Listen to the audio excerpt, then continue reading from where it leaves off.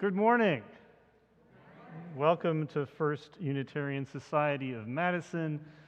My name is Kelly Asprooth-Jackson. I'm one of the ministers here. This morning I am joined by my colleague, Reverend Kelly Crocker, by three guest musicians, Melinda Mosier, former FUS Music Director Carlos Mosier, and former FUS Assistant Music Director Eva Wright, and by the worship team of Drew Collins, Linda Warren, Daniel Carnes, and Stephen Gregorius. The vision of FUS is growing souls, connecting with one another, and embodying our UU values in our lives, our community, and in our world. For those of you worshiping with us in person, it's just lovely to be here with you in time and space. We ask you to please keep your mask on while you're in the building. We ask you not to sing along with the hymns, but do strongly invite you to hum along if you would, and look forward to greeting you outside of the building after the worship service. For those joining us virtually today, we are also very glad that you are with us. We hope you will be able to join us for our virtual coffee hour immediately following this service. The information for joining can be found on the homepage of our website, fusmadison.org, as well as on the slide that will be seen again after the postlude. Our announcement slides will also be shown again briefly after today's service. I encourage you to take a moment and learn about upcoming programs and activities. I invite you now to join me in a moment of silence to center yourself and to bring yourself fully into this time as we join together once again in community.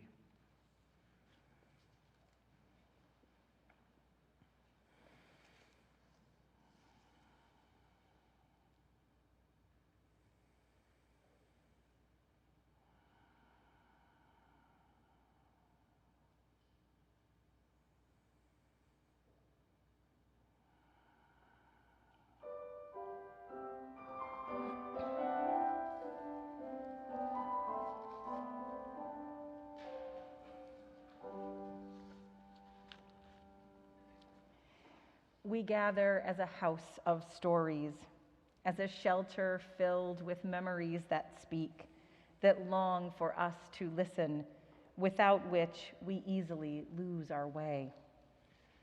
As we learn of those who have gone before, the way in front of us becomes more clear. As we attune ourselves to the many shoulders on which we stand, purpose, not want and winning, asserts itself as the logic of our lives. As we remember what they survived and how they sacrificed for us, the ones who would come after, we find a courage far beyond what we could muster on our own. Beneath this seemingly dry dirt and these seemingly lonely roads, there are wells from which we can drink. Come, let our thirst guide us there. Come, let those sweet ghosts whisper their gifts. Come, let us drink from the web of memories that sustains us all. And I invite you to join in our words of affirmation as we light our chalice. As we kindle this flame, we honor and remember those who have passed into the mystery. Their brightness lives on in our vision, their courage lives on in our commitments, and their love continues to bless the world through us. This little light of mine, I'm gonna let it shine, let it shine, let it shine, let it shine.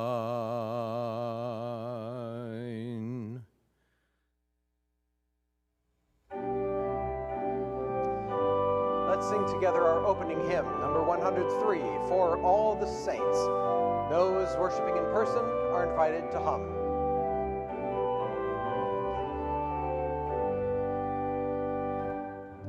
For all the saints who from their labors rest, who thee by faith before the world confess, thy name most holy be forever blessed.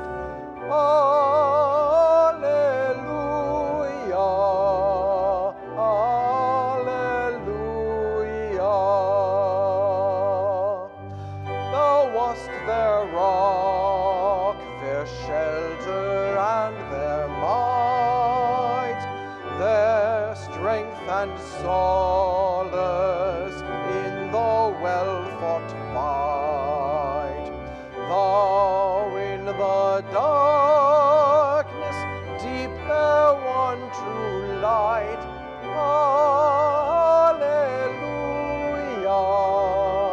alleluia. O blessed communion of the saints divine, we live in struggle, they in glory shine, yet all are one in thee, for all are thine. Alleluia,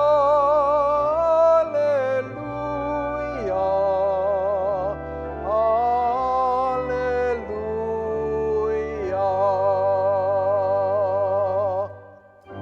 And when the strife is fierce, the conflict long, steals on the ear the distant triumph song, and hearts are brave again, and arms are strong.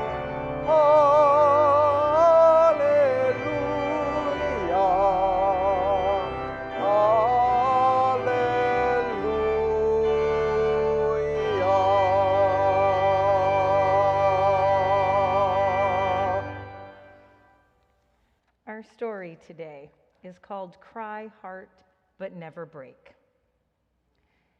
In the far north, in a small, snug house, 4 children lived with their beloved grandmother, a kindly woman. She had cared for them for many years.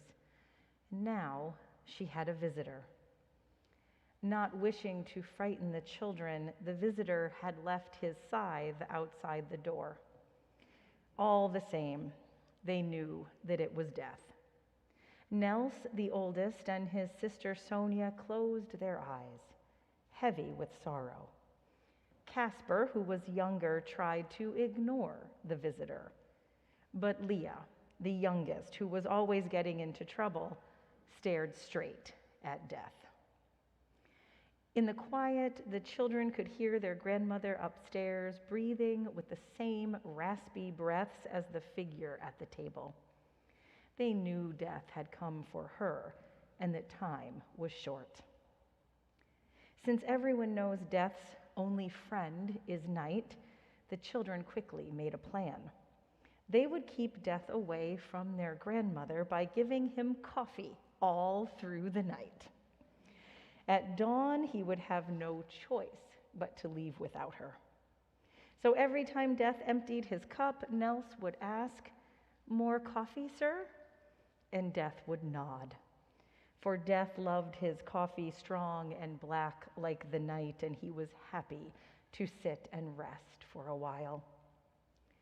Time passed. Finally, Death was ready. He placed his bony hand over his cup to signal no more. Then Leah, who had been watching him all night, reached out and took his hand.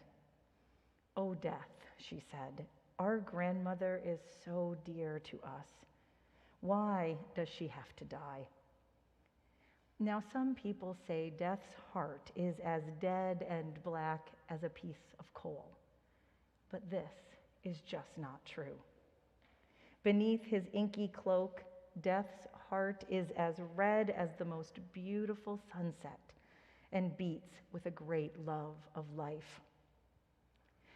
Death wanted to help the children understand, so he said, "I would like to tell you a story."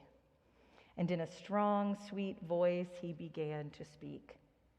"Once upon a time, so long ago that only I can remember, there lived two brothers. One was called Sorrow, the other Grief. Woeful and sad, they moved up and down their gloomy valley. They went slowly and heavily, and because they never looked up, they never saw through the shadows to the tops of the hills. Now at the top of those hills, there lived two sisters, Joy and Delight. They were bright and sunny, and their days were full of happiness. The only shadow was their sense that something was missing. They didn't know what, but they felt they couldn't fully enjoy their happiness. Death saw Leah nodding and said, "I think you can guess what happened next." One day the brothers and the sisters met. Sorrow fell instantly in love with Delight, and she with him. It was the same for Grief and Joy. Each couldn't live without the other. Now, after a great celebration, the two couples moved into neighboring houses halfway up and halfway down the hill. This way, the distance to their old homes was the same. They all lived to be very old, and when the time came to die, Grief and Joy did so on the same day, as did Sorrow and Delight. Their happiness together had been so great that they couldn't live without each other. "That's a good story," said Nels. "It is the same with life and death," said Death. "What would life be worth if there were no death? Who would enjoy the sun if it never rained? Who would yearn for day if there were no night?" The children weren't sure they had understood him fully, but somehow they knew that he was right. At last, Death stood up. It was time to go upstairs. A line of pale gray was edging away the night. Casper wanted to stop Death, but Nels held him back. "No," he said, "life is moving on. This is how it must be." Moments later, the children heard the upstairs window open.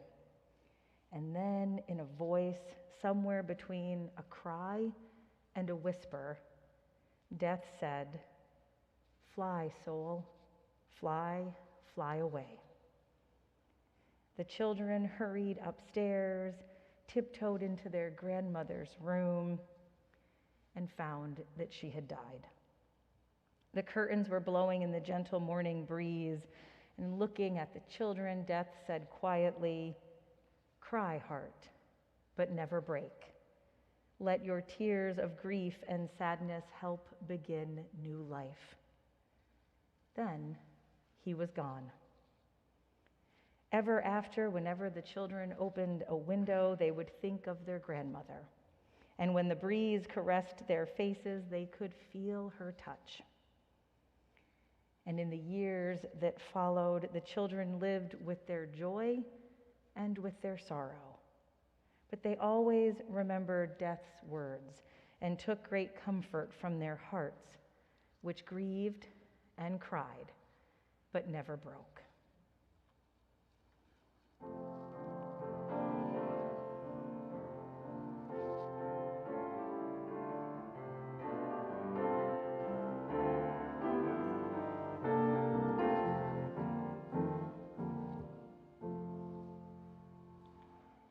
And I invite you now into this time of giving and receiving, where we give freely and generously to this offering which sustains and strengthens our community here, as well as our outreach offering recipient.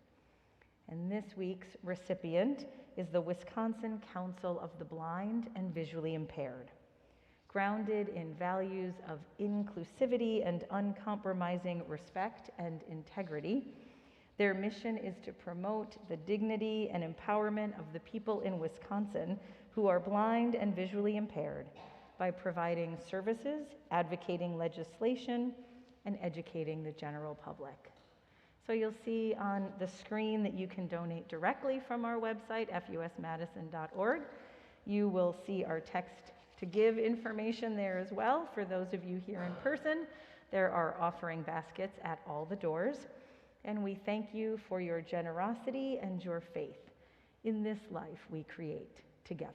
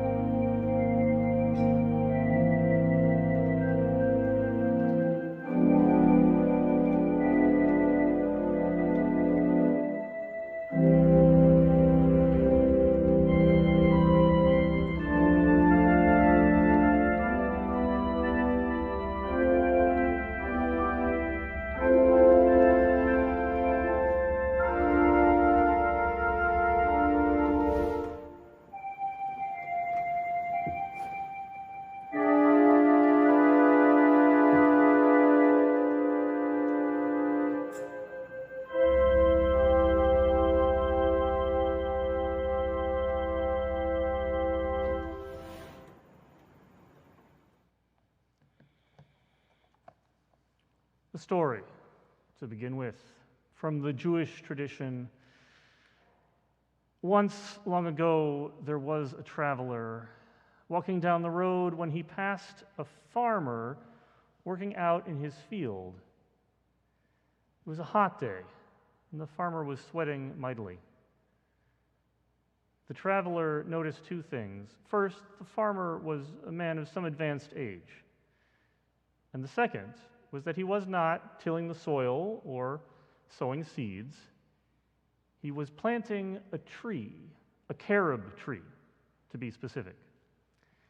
Now, for an American audience, I need to pause here for a brief defense of carob, because the most likely thing, if you're familiar with it at all, is that someone once gave you something with carob chips in it or carob frosting on it and tried to pretend that it was just as good as chocolate.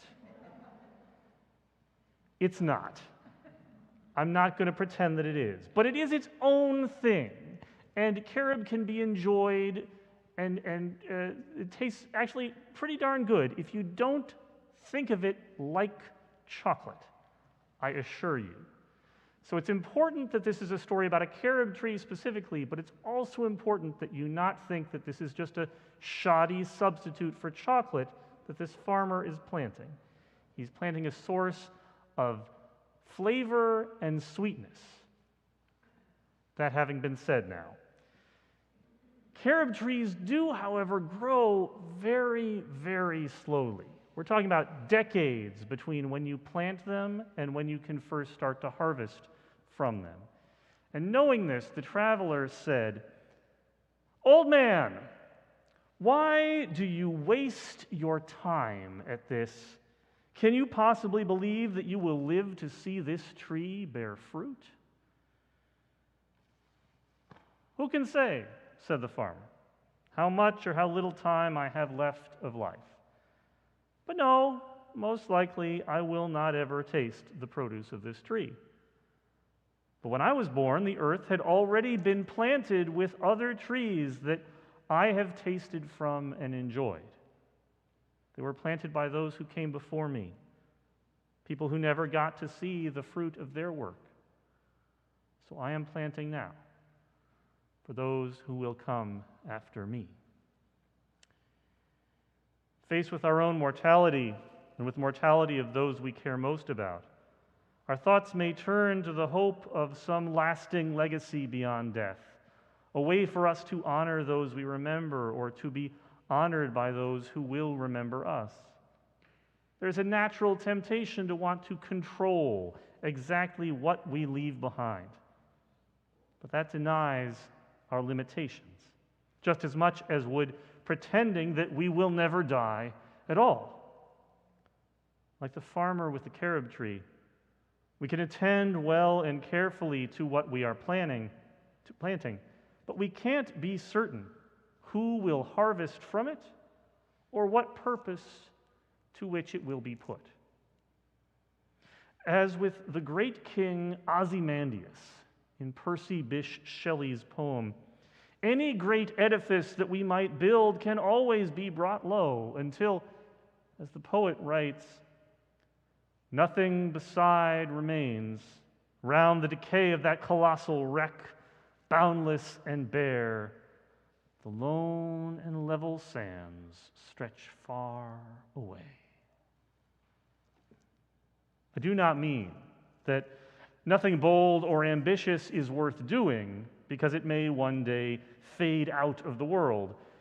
Rather, I mean that it is beyond us to control exactly what our legacy will be. Think of Geraldine Doyle, who was a cellist and a mother and did much with her life that was worth being proud of. And then, when she was in her 50s, still with many good decades left, but at a time when she probably thought that she already knew what sort of things she might be remembered for, she happened to read a news item about a popular image from World War II. Now, I am pretty confident you've seen this one before. A woman in a blue work shirt curling her right arm and rolling up her sleeve. Her hair is tied up in a red kerchief, and above her head is the slogan, "We can do it." The image wasn't actually very well known during the war, but decades later it gained new popularity as a symbol of women's struggle for equality, particularly in the workplace. And so people became interested in where the image came from, and this is what Geraldine Doyle happened to read an article about. The piece explained that the drawing was based on a photograph of a woman working in a metal factory during the war. There was a copy of the original picture, and Geraldine recognized it immediately because it was her. She'd worked in that factory for only 2 weeks, leaving it to find safer work that wouldn't be so risky for the hands that she needed to play the cello. But in that tiny window, Completely without knowing it, Geraldine had become a part of something that would touch millions of other people. We cannot choose for certain what our legacies will be. So whatever we do must be done with love. However we live, it should be with compassion and consideration for the strange and beautiful souls we share this world with. From person to person and generation to generation, we pass along our gifts and sometimes our burdens, clumsily, imperfectly. We depend upon the lives of those who preceded us, who shaped and changed the world we found when we were born, and our lives today also touch and influence the future lives that will come after us by the way we change the earth and each other, here and now. Today is a day when we reflect on death and on the finite nature of life on earth. In the story that I began with, the man planting the carob tree seems unconcerned about his mortality. But there are things that I fear more than my own death. And if you have ever loved another person, I believe you can understand what I mean. Religion, our quest to find meaning in the forest of life, might be said also to be our response to loving others, and yet knowing that they will one day die. There's a Buddhist story that speaks to this. You see, there was long ago in India a mother who suffered what no parent should suffer, the death of her child.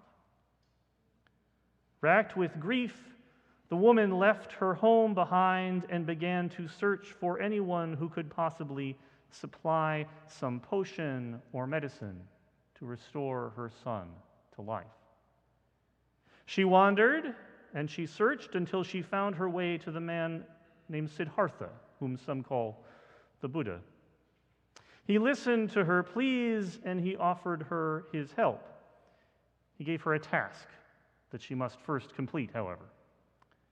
The task, he explained, was to return to her city and come back with a mustard seed. But the seed would have to be given to her by a family in which no one had died. The woman thanked the teacher, and she set out on her new mission. She went from door to door to door.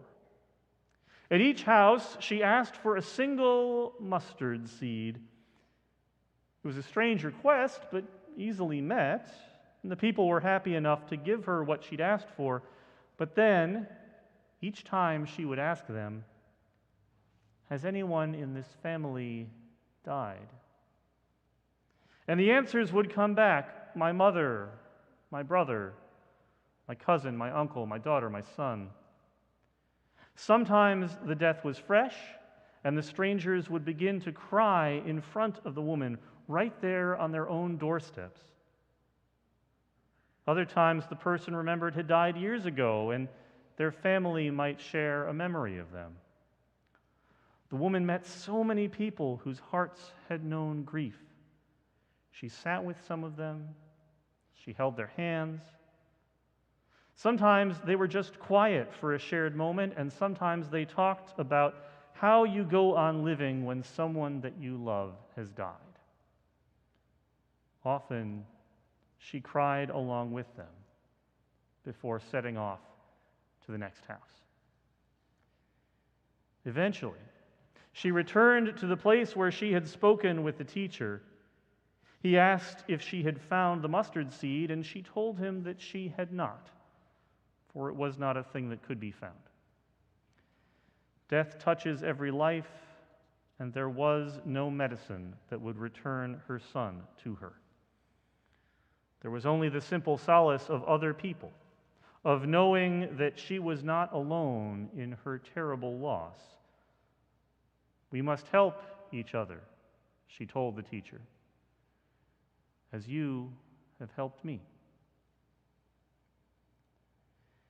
These past 2 years, this time of global trauma in which a single disease has taken so many lives and radically changed those it did not take, reminds me of that story of the mustard seed.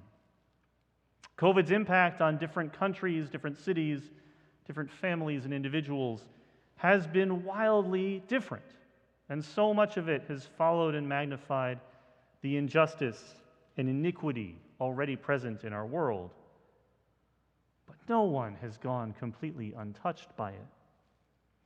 The fear and uncertainty, the narrowing and constricting of daily life, the loss of the familiar, so much of what was comfortable and comforting.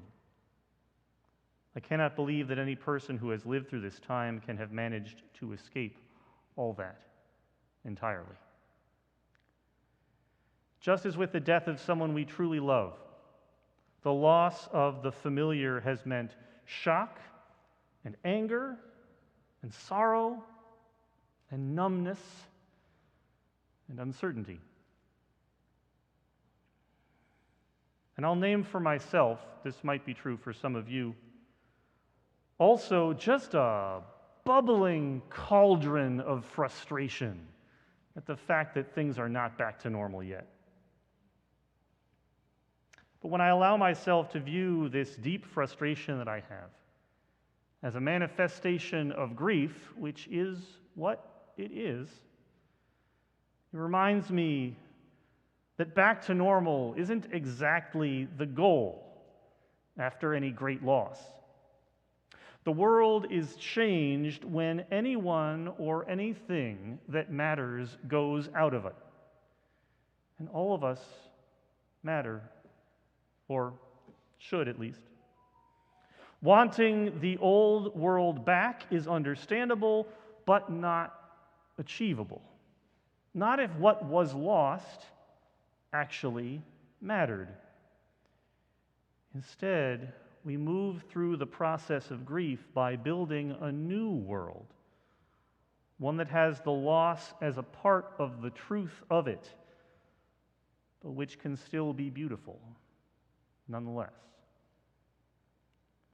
And we build that new world out of what comes to hand, often the fragments and pieces reclaimed from what we had before.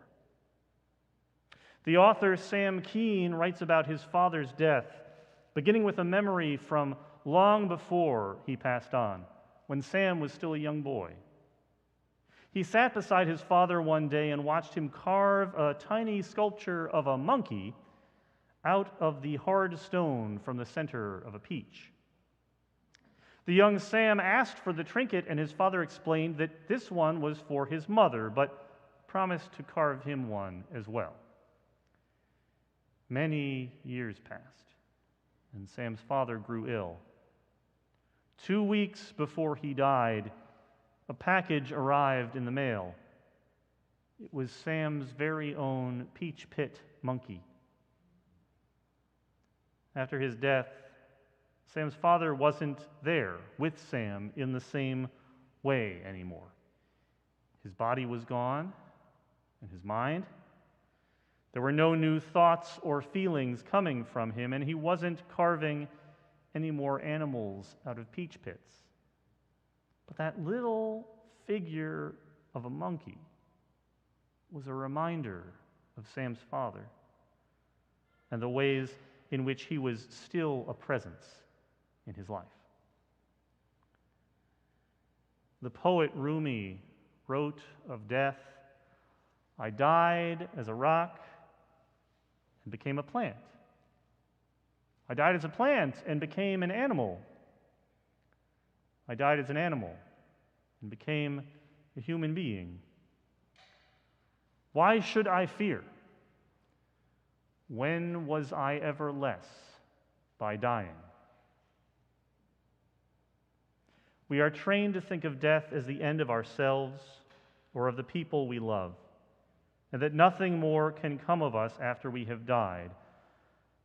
But there is more to it than that, because there is so much more to us than that. You are more than your body, like a tree is more than its bark and branches. You are your voice and your words. You are your actions and your choices. You are the pain that you cause and the love that you give. And while your body, like mine and everyone else's, will one day no longer breathe or move or live, all of the rest of what we are will continue on. The way we live now will give shape and color to the flowers that bloom from our having been alive. From what we choose in our time, new love or hurt or fear or joy will follow. The full story of a life continues to play out from the lives of the people that we deeply touch. It is possible to make an impression upon the world in this way by doing harm and causing pain, but I believe that kindness and compassion have a greater shelf life, and in any case, legacies formed by them tend to be much finer and worthier things. My grandmother, my mother's mother, died when I was very young. And growing up, I had no memory of her, just a picture of her holding me when I was a baby. I've always tried to imagine her, who she was, what she was like. I listened to stories from my mother and my grandfather and uncles and tried to piece together a picture in my mind. Now, down the street from the house where my mom grew up, there was another house where some family friends lived. When Sarah and Joe moved into the neighborhood, they were just beginning to start a family, while my grandparents had been at it for some time already. Sarah and my grandmother became friends, the older woman lending the younger a listening ear or a bit of simple advice as she began to build a household and have children and go through many of the same experiences and challenges that my grandmother already had. Sarah and Joe were like extra grandparents to my brothers and I as we grew up.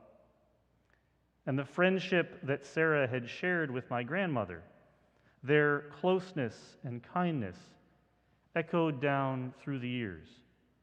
So that in a very real way, my grandmother could keep giving love to her grandchildren even after she died. I will leave you with this last little fragment of wonder, an affirmation of the ethos of the farmer with the carob tree. Some years ago, the radio journalist Scott Simon sat with his mother in the hospital, accompanying her through her final days of life. With her participation and blessing, he cataloged the experience on Twitter, typing out short little snippets of their time together. In one of those tweets, he records the following: "Mother asks, 'Will this go on forever?' She means pain, dread. No. She says, 'But will go on forever, you and I.'" Yes.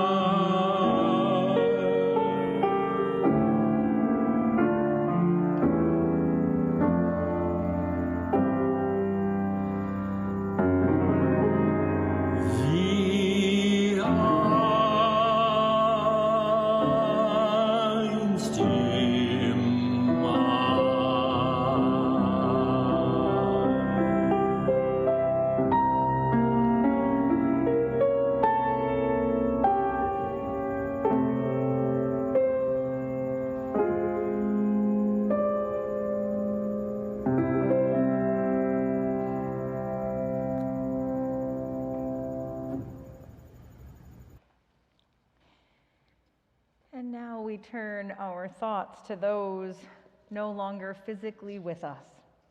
Images come to our minds of dear companions who once graced our lives, loved ones we miss, persons whose lives made an impact on our own, who were here contributing, caring, and are now gone.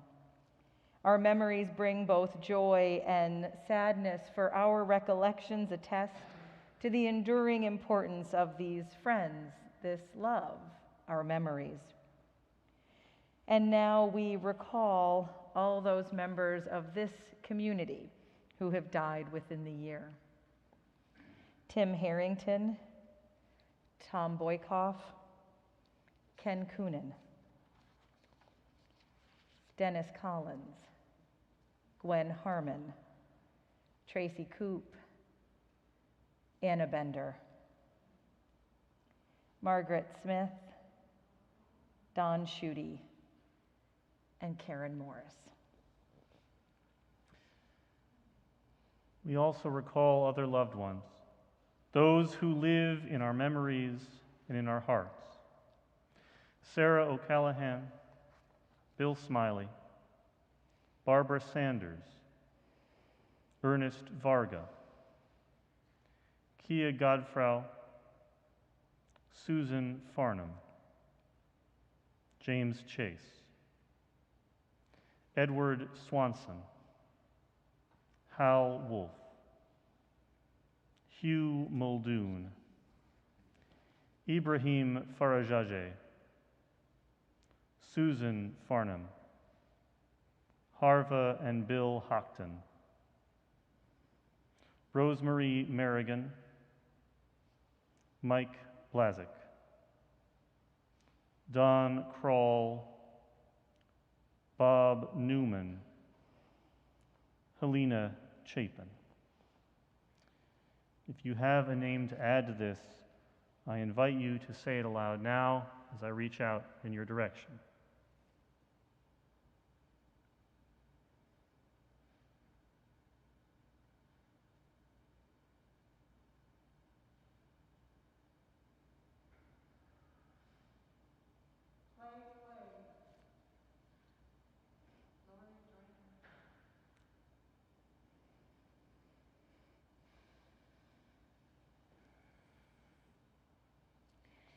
Now, as we view the pictures of dear ones who have passed on, let us share a blessing for their lives and their memory. Each of us has ancestors and teachers, neighbors and inspirations, and all manner of people whose lives have shaped and formed our own. Each of us have known other lives which have helped to make us who we are before departing too soon. On this day, we remember these grandparents and confidants, these siblings and lovers and friends and children who live with us still in the silent sanctuaries of our hearts. We share a common origin with all people, indeed with all living things, so far as we know. Our bodies are grown from the stuff of the earth, and the stuff of the earth was forged in the furnaces of stars. Everything about our physical existence, our hearts and minds and faces, are wondrously temporary. Star stuff dancing across the face of the earth as though performing for the rapt attention of the starry audience above. Like any great performance, each human story is ennobled by its transience, the agony and ecstasy of each hour and year, the drama of transition and transformation, and the exit of the dancer from the stage entirely. But despite the commonality of our material selves and the finite limit to our heartbeats, we each are made particular, special, unique, largely by those who brought us forth, who reared us, who taught us, who knew us before we knew ourselves, who loved us. The curtain may have closed upon their lives, their labors reached an end, but they remain a part of us so long as we remember them. One beautiful, fleeting fragment of the universe enters the dance of life, skips and jumps and whirls about, and then takes their bow at last. But the dance persists, and it will never be the same as it was before they joined it. In this way, they too persist. We, the living, keep alive the memory of the dead, as they also sustain us by the work they did and the love they shared in life.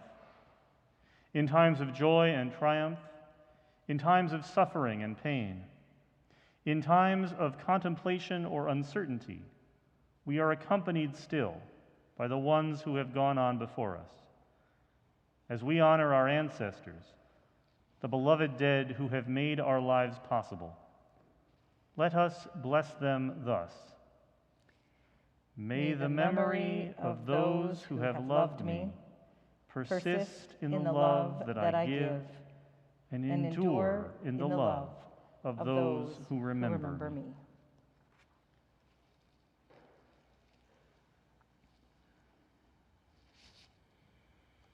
Let's sing together hymn number 1051, We Are. For each child that's born, a morning star rises and sings to the universe who we are. For each child that's born, a morning star rises and sings to the universe who we are. We are our grandmother's prayers, and we are our grandfather's dreamings. We are the breath of our ancestors. We are the Spirit of God. We are mothers of courage and fathers of time. We are daughters of dust and the sons of great visions. We're sisters of mercy and brothers of love. We are lovers of life and the builders of nations. We're seekers of truth and keepers of faith. We are makers of peace and the wisdom of ages. We grandmother's prayers, and we are our grandfather's dreamings. We are the breath of our ancestors. We are the Spirit of God. We are mothers of courage and fathers of time. We are daughters of dust and the sons of great visions. We're sisters of mercy and brothers of love. We are lovers of life and the builders of nations. We're seekers of truth and keepers of faith. We are makers of peace and the wisdom of ages. We are our grandmother's prayers, and we are our grandfather's dreamings. We are the breath of our ancestors. We are the Spirit of God. For each child that's born, a morning star rises and sings to the universe who we are. For each child that's born, a morning star rises and sings to the universe who we are. For each child that's born, a morning star rises and sings to the universe who we are.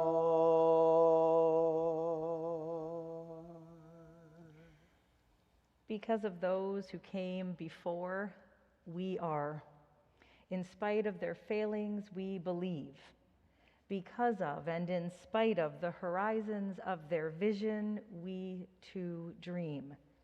Let us go, remembering to praise, to live in the moment, to love mightily, to bow to the mystery. Blessed be, and go in peace.